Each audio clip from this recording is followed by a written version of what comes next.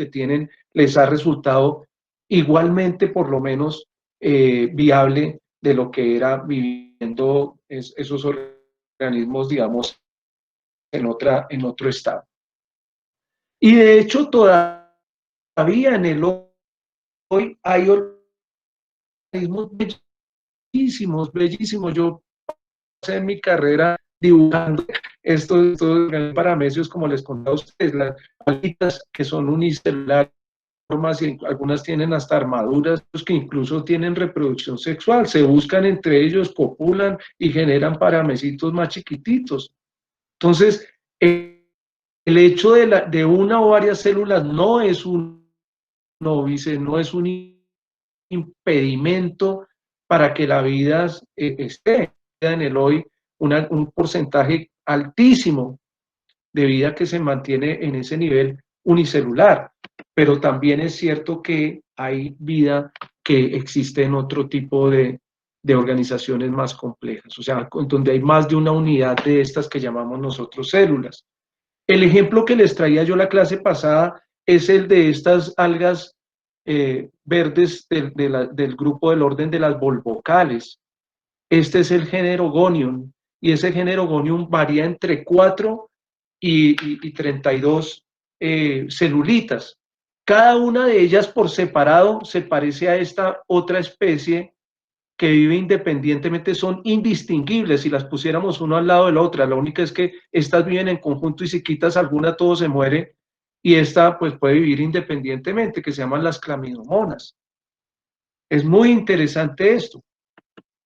Entonces, si ustedes ven una clamidomona y una célula individual de este gonium, que es el género de estas algas volvocales, pues es lo mismo. Y si vemos los volvox, pues estos volvox tienen hasta 500 células, pero es la misma estructura de la clamidomona y del gonium, simplemente que viven en asociación. Estas se llaman algas coloniales, y lo que ven ustedes allá adentro son organismos más chiquititos coloniales que están creciendo, casi como gestándose, como si este bulbo se estuviera embarazado, o sea, lo que es muy interesante. Esas dos células grandes, esas dos células sobreviven en grupos, en forma colonial o individualmente. Lo que sí tenemos que tener en cuenta nosotros acá es que estas células, o a nivel celular, una parte muy importante de la alimentación se da por difusión. Y es aquí cuando el tamaño empieza a contar. El que tiene una mayor cantidad de membrana, pues puede absorber más cosas. Y al tener un volumen más grande, pues también puede acumular más recursos. Entonces, hay como una presión de selección que está operando aquí muy fuerte en términos energéticos en que las células crezcan. Pero hay una regla física, y es que si eres más grande, pues ya el área empieza a ser menor comparada con el tamaño, con la masa. Entonces, esa relación área-volumen es desfavorable en células que sean más grandes. Células más chicas tienen más área que volumen, y células más grandes tienen más volumen que área. Ahorita lo vamos a ver más adelante. Y esto es una cosa desventajosa para los que son grandes. Entonces, el que es grande, tiene más volumen, pero disminuye su área. Y si eso le representa alimentación, empieza a tener problemas energéticos. Eso es lo que nosotros pensamos de alguna manera empujó, sin cambiar muchos genes, el hecho de ganar en tamaño a partir de hacer copias. Y es lo que nos tiene hablando en la tarde de hoy de la división celular, porque una manera de ganar en área de absorción es simplemente que esas células no se escindan. Algunas mutaciones, yo no creo que sea una sola, algunas mutaciones coincidieron, y entonces en términos de área-volumen, pues ¿quién se lleva el premio? Los dos pueden sobrevivir, hay células individuales que sobreviven, hay células que sobreviven en este punto, pero si analizamos esto en el concurso del área-volumen, pues ganan los organismos celulares. Uy, esto está mal, miren, voy a corregirlo ya mismo, y ya les muestro por qué está mal, porque el segundo premio se lo llevarían las células chiquitas, porque tienen más, la relación área-volumen es mejor. Entonces, ahí tenemos. Esto está empujando, esto es una fuerza selectiva, que es lo que nosotros creemos en una primera instancia al lado de muchas otras cosas, pero lo vamos a dejar así pedagógicamente, es lo que está empujando a que haya una vía lógica dentro de las reglas de lo biológico, a que haya organismos multicelulares. Aquí vemos, pues en un dibujito mucho mejor hecho que el que yo tengo, la historia de esas volvocales. Entonces tenemos, miren, parece que lo complicado es quedarse solamente en dos. Es más fácil producir ya organismos de 4 células porque no lo tenemos aquí por alguna razón. Parece que a ese punto realmente la ventaja no es tal. Parece que sigue siendo más ventajoso como ser una sola célula. Y aquí entonces sí se empieza a empujar, digamos, de 4 a 8, 8, 16, y casi que están cambiando más que en función de 2, en función de A4. Y eso es muy interesante. Y después de esto, pues vienen especializaciones y otro tipo de cosas que serían esperadas como una etapa posterior al tema de complejizar. Pues este modo de resolver la vida a partir de juntas células, pues explica al menos 1.6 millones de especies de las que tenemos nosotros, y cosas que se ven muy distintas, desde un nidario, una medusa de estas, hasta cosas muy grandes que llegaron a ser muy grandes, como nuestros amigos vertebrados, los dinosaurios. Aquí tenemos un tiranosaurio Rex, a este le dicen Lucy, está ahí construido en el Museo de Chicago. Todo esto ha tenido obviamente la participación de muchos genes. Este articulito, para el que le interese el tema, también se los puedo compartir, nos muestra la ganancia que ha habido de genes, los genes que son novedosos, 1580 genes novedosos para construir estructuras más complejizadas. Algunos se han perdido, también se han perdido muchos, como es esperado en esa historia evolutiva de los organismos animales, los famosos metazoarios. Bien. Y aquí viene el truco que utilizamos al puro comienzo de la clase. Pues si la división es tan importante, pequeños cambios en esa división nos determinan patrones estructurales, arquitecturas diferentes que pueden llevarnos a salidas muy distintas. Y si nosotros tenemos en cuenta ese otro concepto que ya hemos empezado a dibujar, que es el de la canalización, pues es que una vez seleccionado un cambio, como esto se mueve a reciclaje, es muy posible que esa línea evolutiva adquiera su propia como identidad, su propio destino evolutivo, le dicen a esto en inglés, el evolutionary fate, le dicen a esto, el destino, como que se va por entre un tubo. Entonces, ese tema de tener divisiones celulares muy equitativas tiene como resultado de esa canalización a todo este grupo de organismos que se ven bastante diferentes entre ellos, y este tema de tener una división desigual, pues tiene como resultado otro grupo de organismos igual o más diversos incluso que estos. Entonces es muy importante que además se nos convierte dentro de la parte práctica, o sea, ya sin pensar tanto, en un elemento como lo usamos al comienzo de esta clase, taxonómico. O sea, este es un carácter diagnóstico de un grupo o de otro. Entonces, si yo me encuentro por ahí tiradas en el suelo yendo para comprar un pan en la panadería, me encuentro células por ahí pegadas del mismo tamaño, pues lo más probable es que si esas células siguen un curso evolutivo, un curso de desarrollo ontogénico, lo más probable es que esto resulte formando un vertebrado, esta línea roja de largo. Y si me encuentro al contrario, encontrarme esas partitas por la mitad muy juiciosamente divididas en forma equitativa, una desigual, lo más probable es que esto resulte en formar otro tipo de organismo. ¿Y por qué? Porque es que esto tiene una propiedad emergente, que la siguiente división en los que son iguales, lo más probable es que sea también igual. Y la siguiente división de esto, lo más probable es que sea desigual. Y aquí ya vemos que entonces el organismo, el que está en azul, o los que están acá abajo, para los que no vean en colores, pues tiene una torsión. Y esa torsión ya empieza a dictar una manera de hacer forma. Es como si yo estoy trabajando con esta plastilina y sobre esto tengo que construir algo, pues es que cada vez que yo presione, esto me está condicionando la forma siguiente. Y eso pasa aquí, hay como un efecto fundador de esas características primeras que se dan.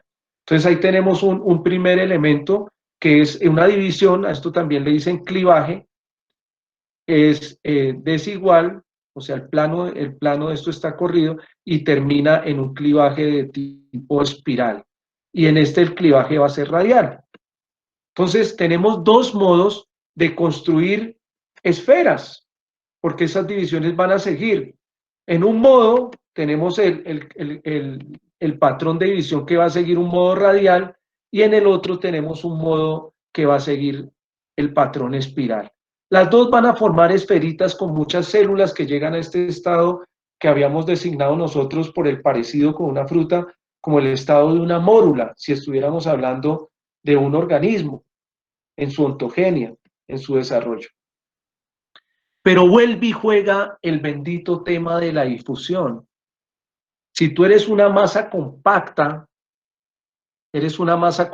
como esta pelota o como esta que se ve mejor aquí, y tengo que alimentar a este organismo por difusión, pues las células de afuera comen chéverísimo, pero las de adentro, o sea, tú estás trabajando, las células de afuera están trabajando para unas células que solo están contribuyendo en volumen y no están haciendo mucha difusión que digamos. Y eso es ineficiente. ¿Cuál es la manera en que esto se optimiza? Pues si esta cosa es coca, mantienes en la misma área, mira que mantienes la misma área, pero no tienes tantas células ahí colinchadas, ahí como de baguetas colgándose de las que están trabajando. Y eso es lo que ha resultado en que una respuesta evolutiva que fue seleccionada en los de división espiral como los de división radial fue que se virtiera un líquido allá al centro para seguir manteniendo el tema del área y el volumen con el área, ¿sí? Pero sin invertirle a células. Eso fue un aspecto ahí hidráulico que me mantiene esa forma así. Entonces, en este estado en el cual solo tenemos la capa exterior, solo tenemos una capa al exterior, a ese estado es que nosotros le decimos que es una blástula. Y blástula hay tanto en los que se dividen radialmente como en los que se dividen espiralmente. Y eso es lo que vemos nosotros acá. Entonces, sí, tú ves la morulita, pero esa morulita, esta que está acá, es más eficiente capturando alimento que la que está en posición 1 y la que está en posición 2, que sería realmente la 3, pues está en una posición energética mucho más ventajosa que la de 1. Esta está gastando, para su mecanismo de producción está gastando más. Es más pesada, pero no está ganando en tamaño. Esta es también del mismo tamaño, pero ya entonces está ganando en que hay las mismas células están pudiendo alimentar solamente a estas. Y estas que están acá, pues esta sería la condición completamente optimizada. A esa condición optimizada se le llama la blástula. La blástula es eso, como un balón de fútbol, un globito, como este. Entonces miren ustedes, este globo tiene la misma área que tendría un balón sólido, una bola de boliche sólida, pero esto realmente tiene solo una capita muy fina de células por fuera que están haciendo difusión, y eso es una ventaja energética. ¿Listo? Entonces, eso se da tanto en vertebrados como en invertebrados. ¿Hasta ahí alguna pregunta? Voy a parar un momentito así para ver cómo vamos en ese punto. ¿Cómo la ven? ¿Está todo claro? Si están viendo, entonces voy a hacer una pregunta aquí nada más para hacer como un testing de cómo va la cosa. ¿Cuál es la condición para que estos organismos puedan sobrevivir en estado multicelular? ¿Qué es lo que debe cumplirse? ¿Quién me dice? ¿Quién se arriesga? ¿Alguien ahí? ¿Qué condición? ¿Qué debe ocurrir? ¿Cómo se la imagina usted en sus palabras? A ver, voy aquí sobre la... Alexa, ¿qué piensas tú? Alexa le deben preguntar en todas las clases. Profe, pues no sé, que haya como una buena relación área-volumen, o pues no sé si entiendo bien la Que haya pregunta. una buena... Sí, estuvo mejor su respuesta que la pregunta, la verdad, la felicito.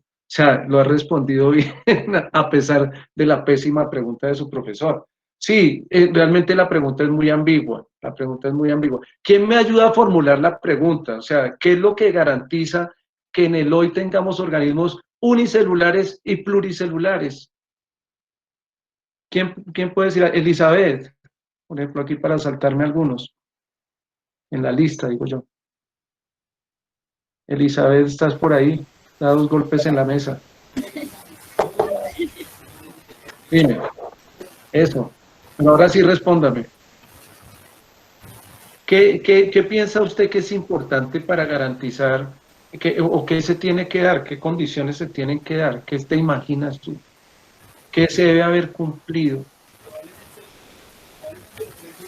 Mm.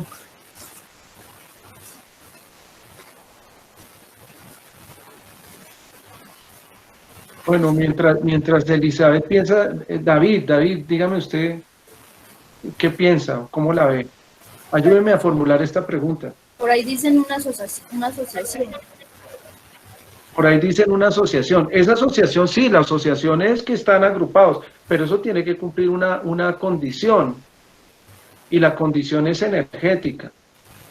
La condición es energética, porque si no, o sea, si tú le metes, o sea, voy a construir un edificio, construyalo bien pueda, hágale, pero garantícele que le llegue agüita, que le llegue energía, que le lleguen las cosas. O sea, entonces, el tema de fondo aquí es como el tema energético, ¿cierto? Y se soluciona, miren que se soluciona de alguna manera. Entonces, están tratando de mantenerse esa relación, que era lo que ibas a decir, tú ibas a hablar de una relación ahí física. ¿Cuál es? Eli, No, profe, no sabría. ¿de qué relación física estamos? ¿De qué relación física estamos hablando? ¿O hemos hablado? Del espacio. Solo he hablado de una relación física. ¿Cuál? Área volumen. Es la única relación de la que hemos hablado. ¿Qué pasa con el área volumen y organismos unicelulares y pluricelulares? ¿Cómo la ves? ¿Qué me puede decir Juana Valentina? Ayudémosle a Eli, ahí en ese punto. Profe, pues yo aquí pensando, no sé si tiene que ver como la, o sea, el alimento que va a consumir para que pueda tener como esa energía en toda su área, pueda crear equilibrado pues, la producción área de volumen. Equilibrada no es solamente necesario, tiene que ser ventajosa, tiene que ser ventajosa. O sea, ¿por qué hablamos del área aquí para estos organismos y alimentación? ¿Qué tiene que ver el área y la alimentación en estos organismos? ¿Cómo se alimentan estos organismos a este punto? Camila, ¿qué piensa usted? ¿Cómo se alimentan estos organismos a este punto? Camila está por ahí. Aló. Sí, profe, estoy pensando. Está pensando. Mira, ahí dice Pedro nos ayuda. Pedro Luis dice por difusión. Pedro, entonces échese una historia ahí. ¿Cómo sería la relación entre la difusión y el área? O sea, ¿por qué estamos hablando aquí de área, volumen y difusión? ¿Cómo es que se teje eso? ¿Cuál es su idea? Profe, Pues, Dime, Nati. no, Escuchemos qué yo dice quiero hablar Nati. primero. Dale, No, profe, no. estaba pensando que la pregunta pues que reúne como toda la información que han estado diciendo mis compañeros, o sea, sí, como las ideas que han estado diciendo, podría ser que ¿qué relación hay a nivel celular para que el organismo tenga un desarrollo favorable? Esa es una mejor manera, más técnica, chévere de decirlo. Y la respuesta, ¿se imagina usted alguna respuesta o se la dejamos a sus compañeros? No, pues según a lo que están diciendo todos, ahí tendría que ver lo de la difusión y lo que ya es el tema de área-volumen, de que las células de ese organismo pues sean más pequeñas o sean más grandes, pues ahí ya estaría determinado de cuáles son las condiciones que a él le favorecieron. Un organismo que es más grande en tamaño, ¿sí? ¿Tiene una buena relación área-volumen?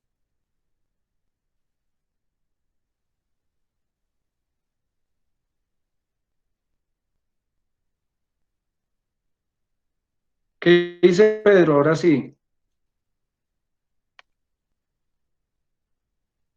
Aló. Pedro. Profe, espere, es que no le entendí bien en ese Pedro. pedacito. Un animal que tenga un área mayor, obviamente pues tiene un volumen mayor, pero pues esa relación sea en cuanto a la captación de energía que él necesita para Sí. poder desarrollarse, pues en ese caso. Entonces, pues, no sé, no le entendí bien, profe.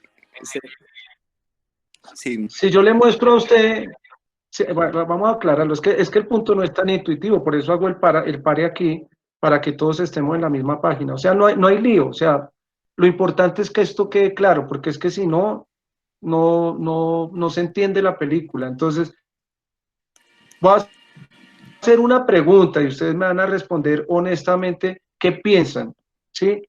Tengo yo dos bolitas compactas, esta blanca que es más grande y esta rosa que es más chica, ¿sí?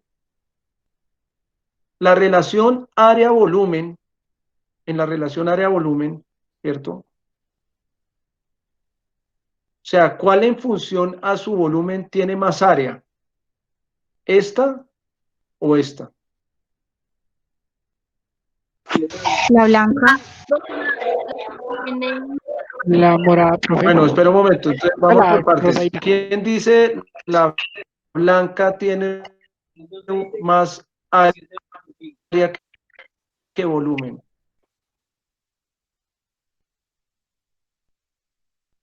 ¿Quién dice? ¿Quién dice la rosada tiene más área que volumen? Yo. Vamos claro. A ver, Elizabeth, dime. Y luego David. La, ¿cómo es? La chiquita tiene mayor área. Y luego Víctor. No, pero no, entonces vamos, piénsalo bien ahí, vamos a darle la palabra a Víctor. Víctor la pidió. Profe, ¿Listo? Entonces, Víctor, usted, dime, por favor. Juan. profe, es que yo no entiendo por qué nos pregunta que cuál tiene mayor área, o sea, no le entiendo la pregunta, porque yo pensaría que en ambas el área y La el volumen están relación relacionadas. área-volumen.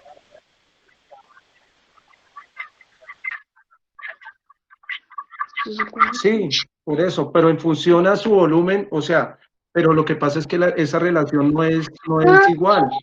Ese Estaba es el confundiendo problema, eso los es lo términos. que tienen que entender. O sea, estos dos bichos, este al tener mayor tamaño, tiene mayor volumen, ¿cierto? En función de su volumen es menor. La confusión que tiene Juan Sebastián es la obvia. O sea, todos pensamos que esto tendría de área volumen, pero no es así. Esto tiene menos área en función a su volumen que esto. Esto es casi todo área. Esto tiene menos área por volumen. Esto es más volumen que área.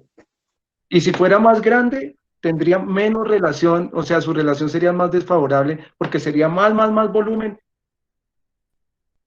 y menos área en función a su volumen. Eso es una regla física. Es tan física esa regla que es la que explica que nosotros tengamos toda la diversidad que tenemos. Si yo convirtiera esta bola, su piel, en un cuadrado, en una hoja, ¿sí? Si yo lo convirtiera lo estirara y esparciera así, la convirtiera, sería la proporción, no sería la proporción esta. ¿Listo? Entonces, el tema, pues lo vamos a dejar un poco ahí de tarea, que investiguen, o noten por ahí la relación área-volumen. Y porque eso es de la física. Lo que yo les digo es que la relación no es igual. Si tú aumentas en tamaño con el volumen más complicado, esto tiene miles de implicaciones y su metabolismo tiene que ser elevadísimo. Por ejemplo, un Profe, ese cortando el audio. por ejemplo, un murcielaguito, o por ejemplo, un ratón. Ellos que son de tamaño grande, que son menos área volumen, pues esos organismos esto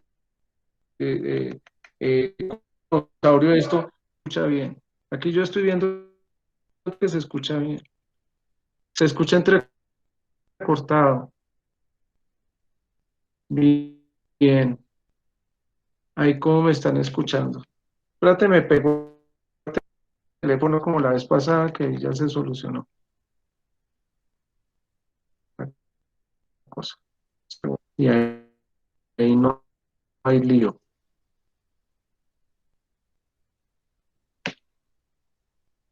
A ver. Bueno, lo que es importante acá,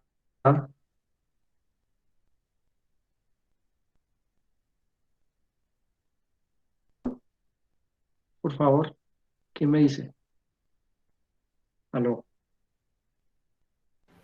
¿Se escucha mejor? Sí, profe, ya se me escucha. Sí, profe, ya se Gracias. escucha mejor. Bueno, entonces les voy a dejar simplemente para cerrar este pedacito, ¿sí? Que es importante. Si tienes más tamaño, más volumen, ¿sí? Si tienes más volumen, empiezas a tener menos área en proporción al volumen. Si tienes menos volumen, eres casi todo área. Y eso es una cosa muy interesante, porque entonces lo que estos organismos que en esa etapa de su evolución se alimentan por difusión, resulta que la manera de alimentarse por difusión es a través de la membrana. Entonces, si tienes más área, te alimentas más; si tienes menos área, te alimentas menos. Entonces, la presión de selección empujó a que los organismos que sobrevivieran fueran esos que de alguna manera mejoraran esa relación entre tamaño y área, entre volumen y área. Entonces voy a volver a la presentación acá para que lo vean un poquito más gráfico. Pero les dejo de tarea, y la reviso la próxima clase porque es clave que averigüen el tema de la relación área y volumen.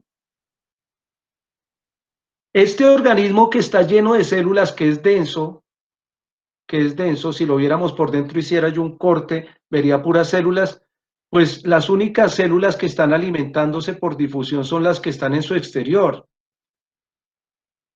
Y esas tienen que responder energéticamente por todo lo que esté aquí adentro, en ese contenido, en ese volumen. ¿Qué es lo que tenemos que entender nosotros a este punto?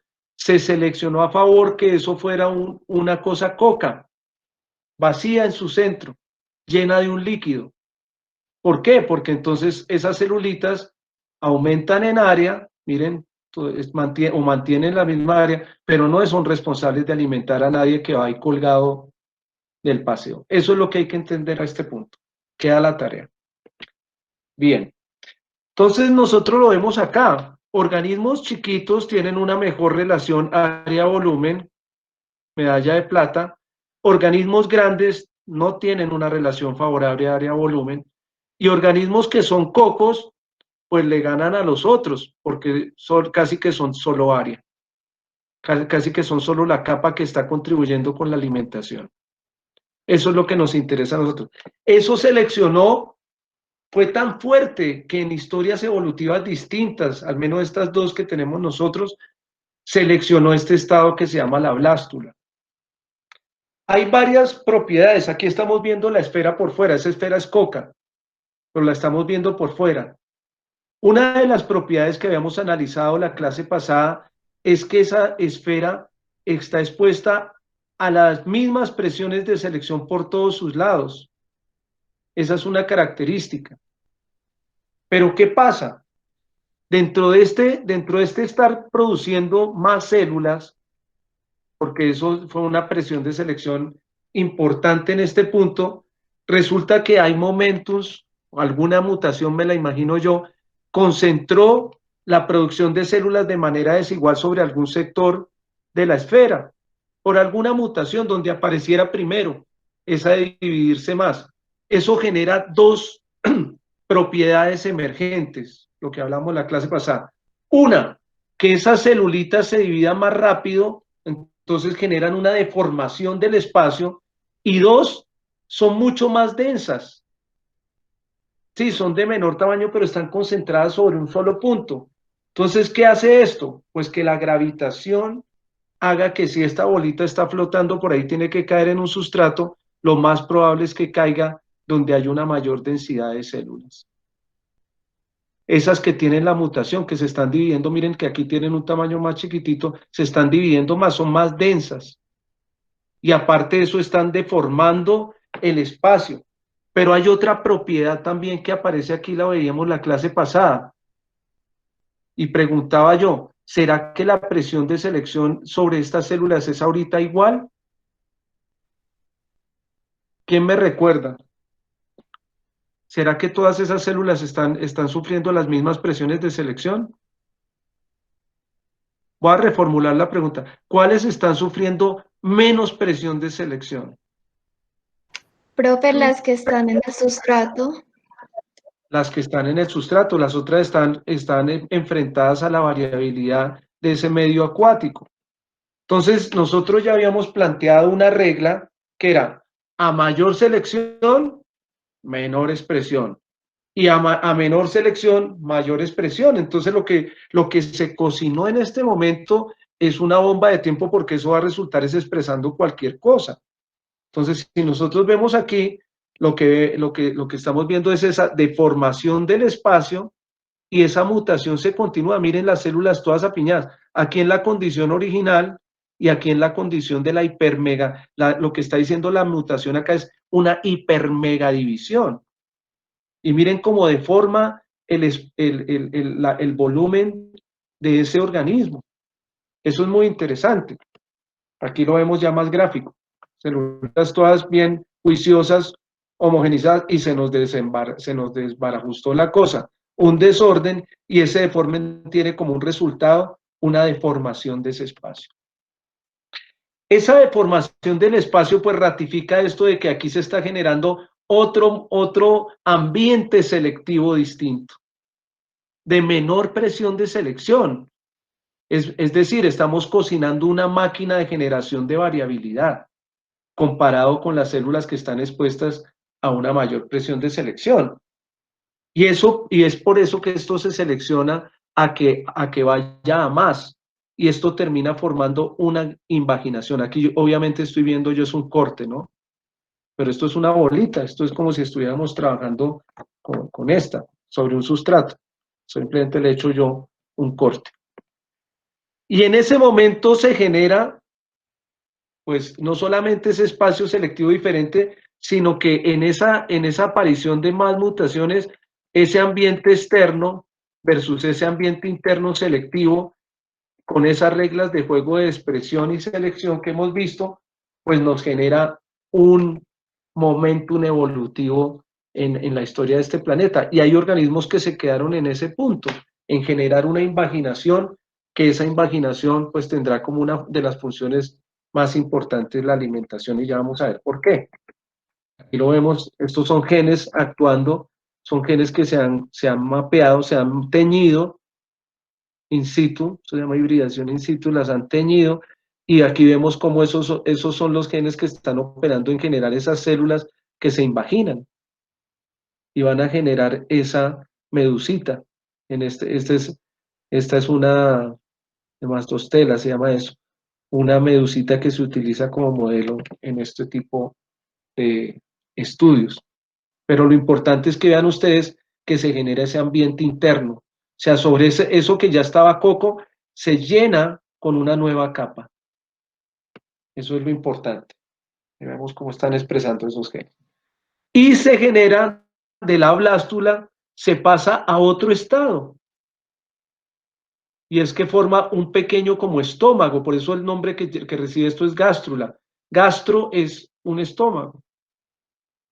Un poro por donde se da la invaginación y eso termina generando una cavidad interna que va a operar como un estómago. Y aquí, miren que con esa sola mutación o con ese conjunto de mutaciones, pues esto gana en estructura de una manera muy importante. Una piel de afuera, que ¿cómo se llama? A ponerle nombre, ¿cómo se llama esa piel de afuera? Ectodermo. Una piel de adentro. Endodermo. Y en este momento, pues esto es una estructura que opera tanto como si fuera un ano o una boca.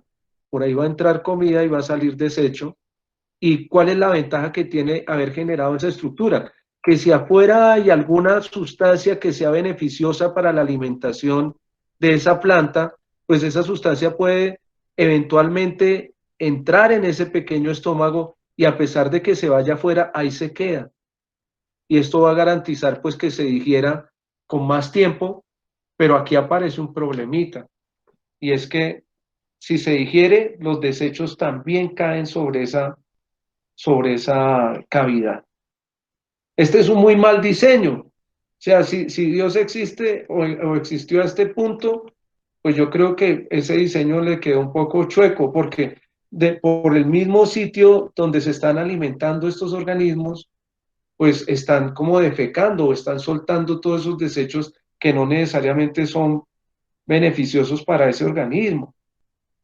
Y es en ese sentido que se genera otra mutación y es abrirle un roto a esto por el otro lado.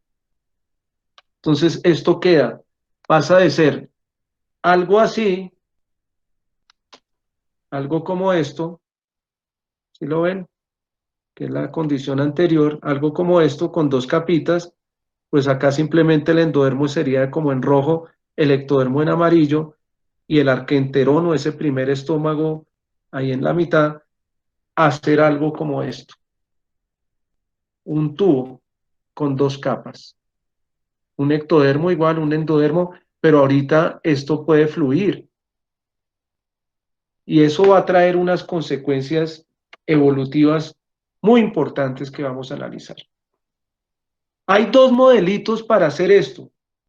Cuando el roto que se abre va a formar el ano, o sea, cuando el después es el ano y lo primero es la boca, este tipo de organismos los conocemos como protostomados. Y eso se da, adivinen en cuáles, en los que tuvieron división radial. Entonces los protostomados son los mismos que van a ser invertebrados y son los mismos que tienen clivaje espiral. Profe, yo tengo una pregunta. Pregunta, claro, dime. Profe, en organismos, por ejemplo, como las estrellas, que ya son deuterostomados, pero siguen siendo invertebrados, ¿cómo es ese clivaje? ¿Cómo será? ¿Cómo será? Respóndeme tú.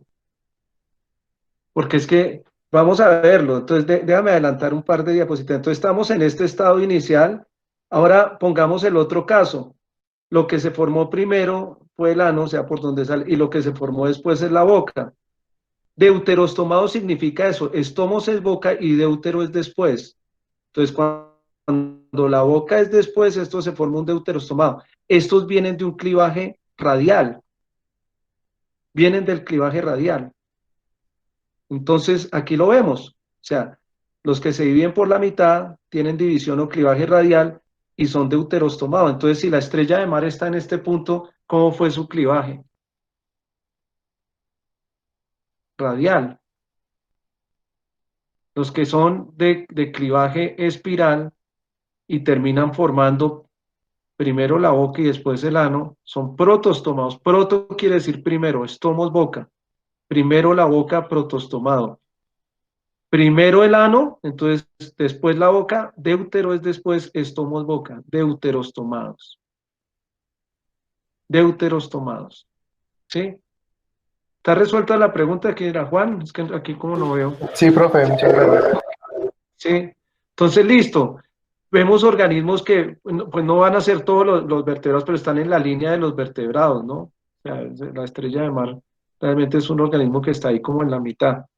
No es nuestro ancestro directo, pero está bien cerquita de nuestros ancestros directos como vertebrados.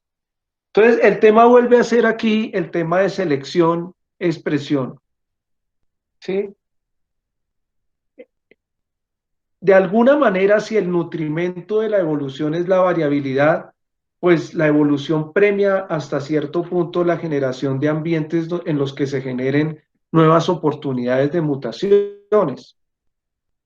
Y en ese sentido, partiendo de una estructura radial, vemos cómo se ha formado un tubo.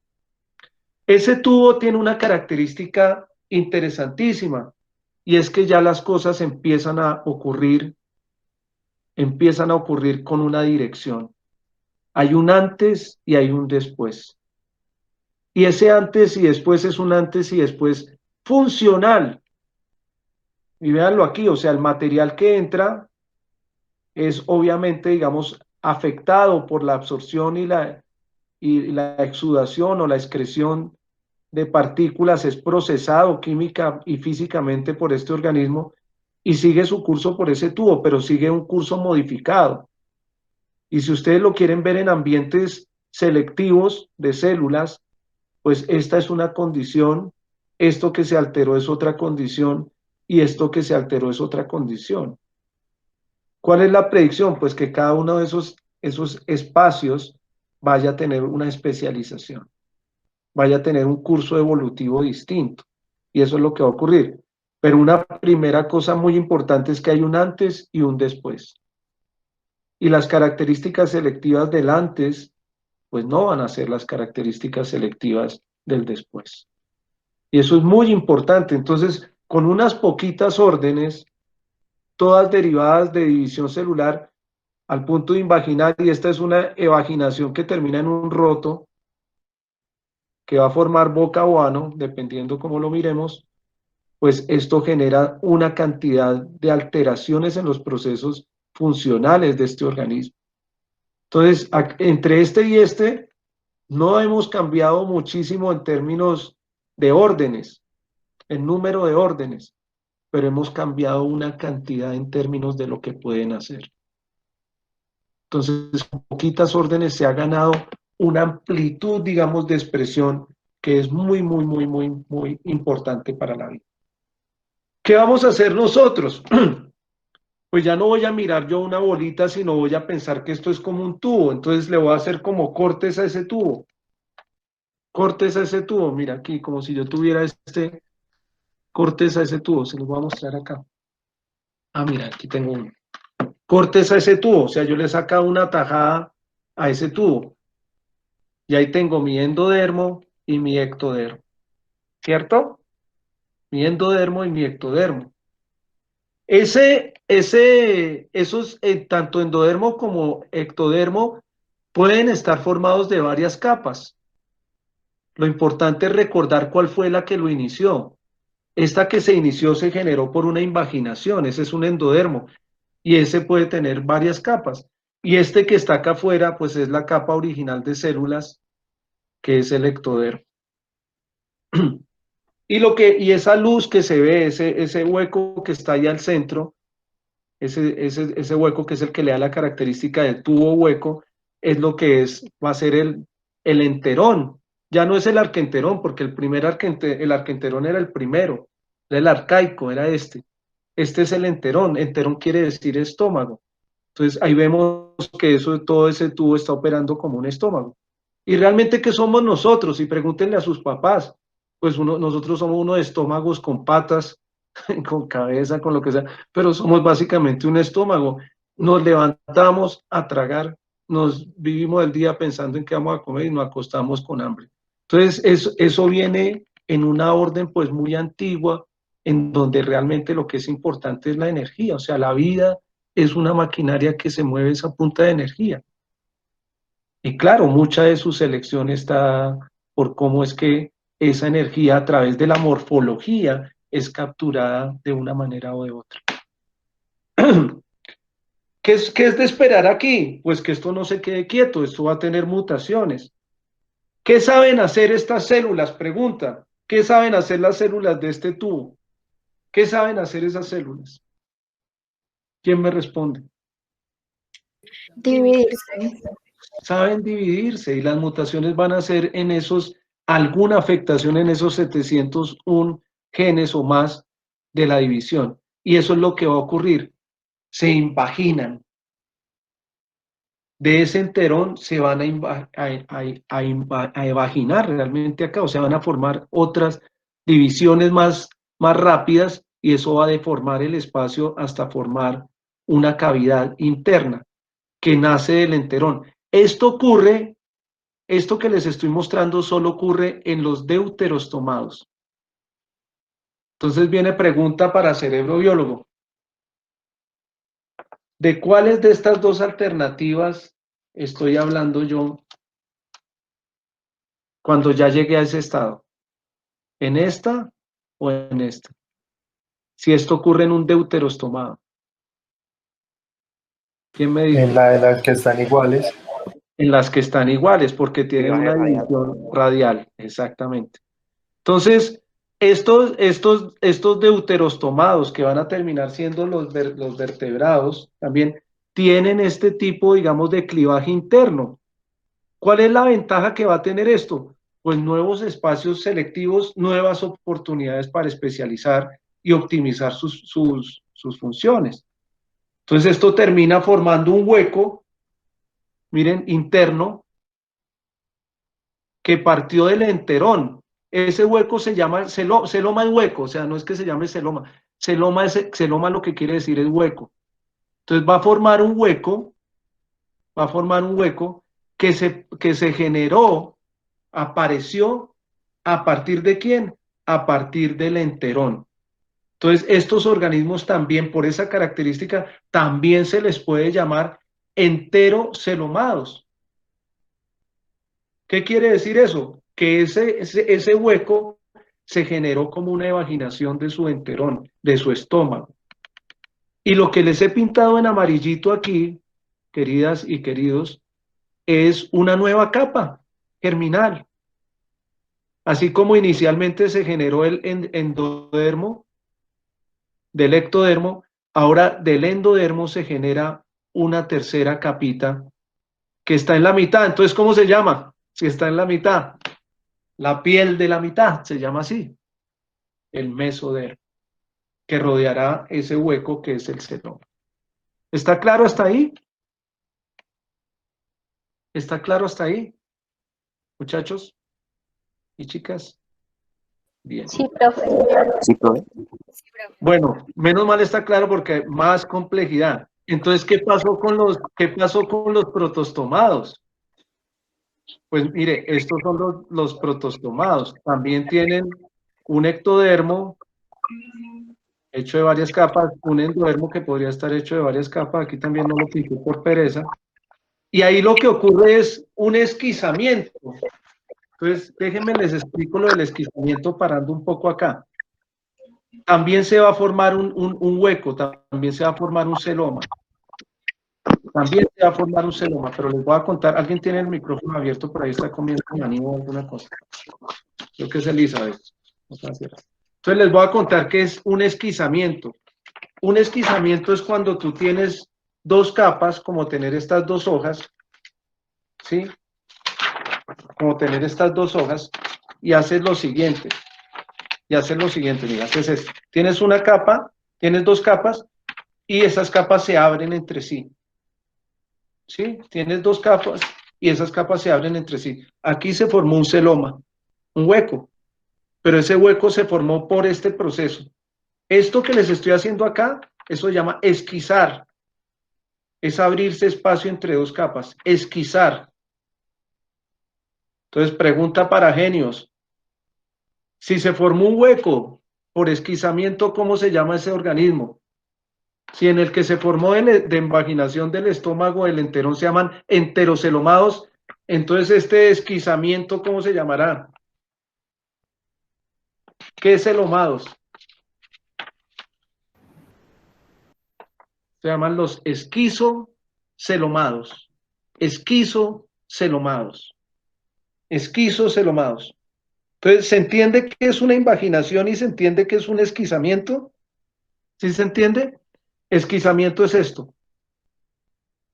Mira, una capa, otra capa, me abro espacio entre esas dos capas y formo un celoma. Esquizocelomados. Regáleme un segundo que están tocando la puerta.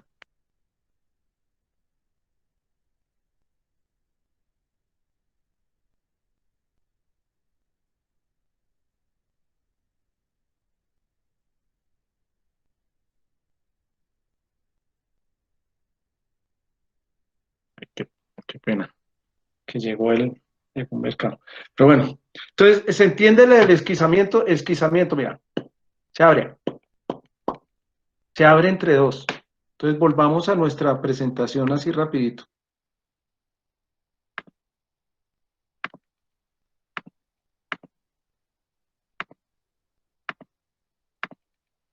Entonces, tenemos nuestra capa, varias capas acá, y de pronto, ¡pac!, se abre, se esquiza. Entonces, también se forma un mesodermo, que en este caso lo he pintado como de un colorcito como turquesa, verdoso. Se abre un hueco, o sea, se forma un celoma, pero ese celoma no se formó por una enterocelia. O sea, no se formó del enterón, se formó fue de las capas que estaban aquí alrededor del enterón. Entonces, esto es un esquizocelomado. Ese esquizocelomado es también un protostomado, es decir, tuvo un proceso de división espiral en el cual sus células iniciales empezaron con una desproporción en tamaño causada por un movimiento del eje de división. Ahí está, entonces este es un esquizocelomado chiquito, este que están viendo ustedes en la pantalla es un esquizocelomado ya en un nivel de desarrollo mayor. Entonces, hemos completado aquí como los dos modos. Entonces, vamos a ir paso a paso. Se dividen por la mitad equitativamente, generan un proceso de división radial, hasta ahí nada raro, y después de que forman una gástrula, ¿sí?, se rompen por el otro lado, pero eso que se rompe va a formar es la boca, o sea, la boca se forma después de la primera abertura. Por eso son la boca después deuterostomados. Una vez hechos un tubo del enterón, de este hueco, del enterón, o antecitos, a veces puede ocurrir esto antes, eso realmente depende del grupo, pero del enterón se hace una nueva invaginación. La verdad, en algunos grupos se forman hasta varias invaginaciones, entonces esto le dicen el procele, el mesocele, el metacele, pero eso lo vamos a ver después.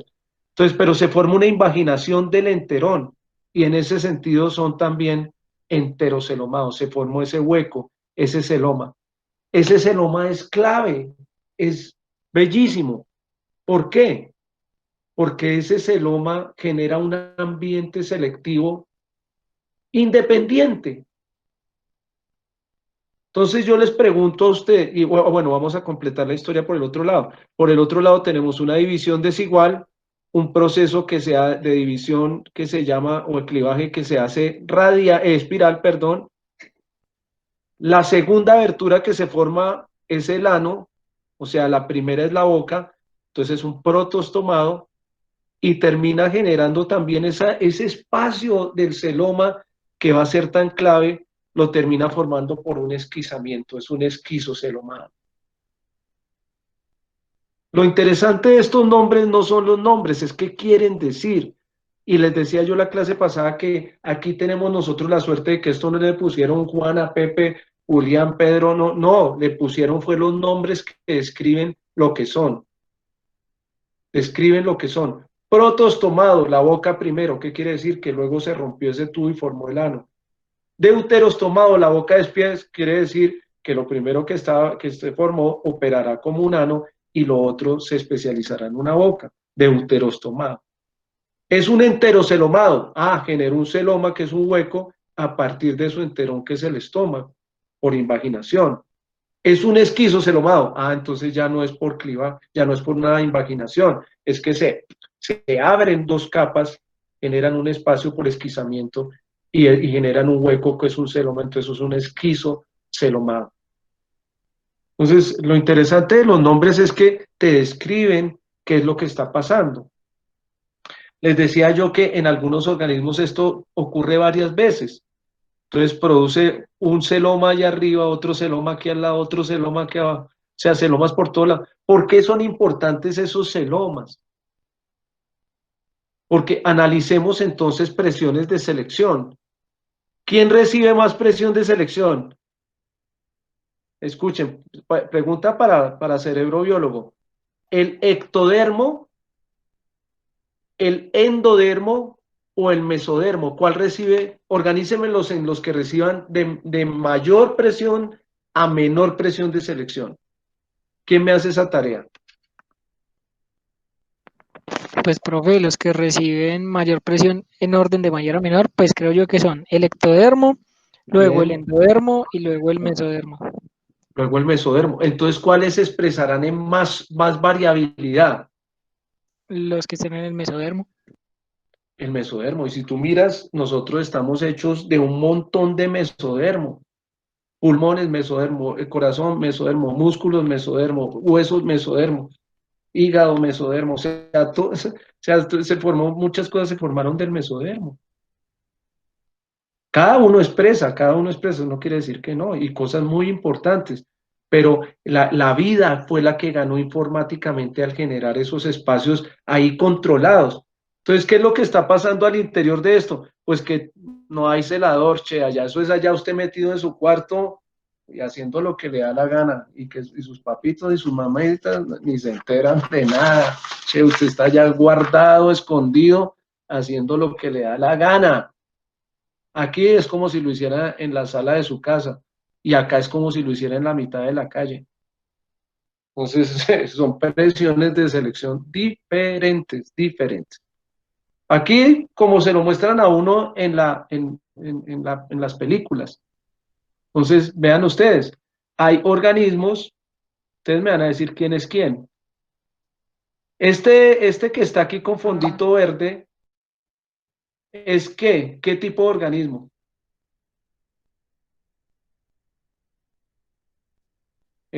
Pueden decírmelo así, ¿es un qué? Esquizocelomado.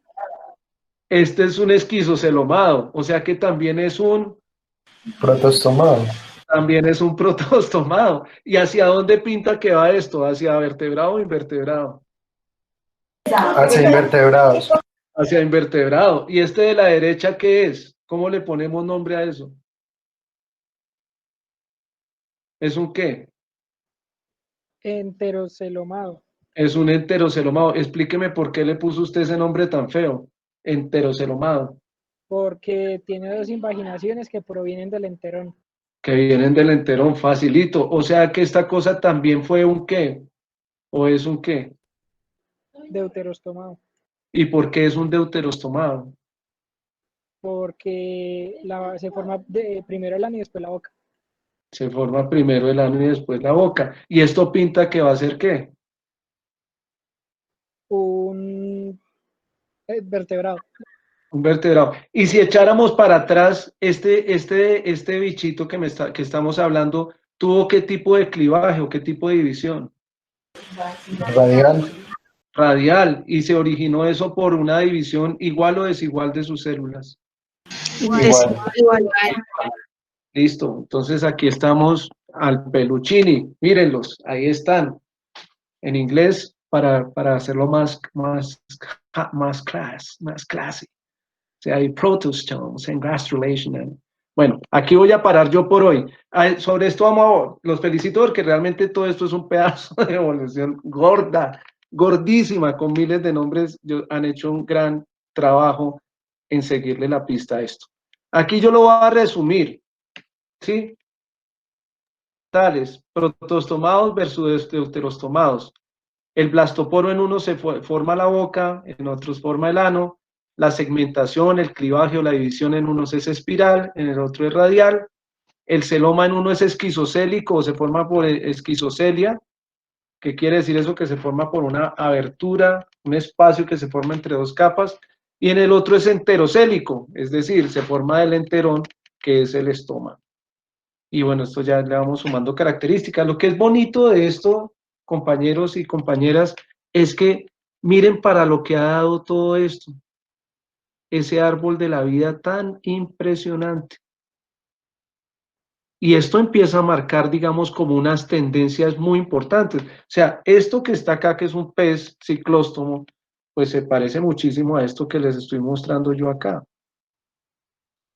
Y si a esto le pones patas y le pones cuello y le pones dientes, pues eso puede ser desde un dinosaurio hasta un caballo, o sea, lo que sea. O sea, aquí tenemos la estructura básica de lo que va a ser. Entonces, sobre lo que hemos estado trabajando, nosotros, yo los he tenido a ustedes engañados, es sobre el plan de organización básico de lo que es un vertebrado.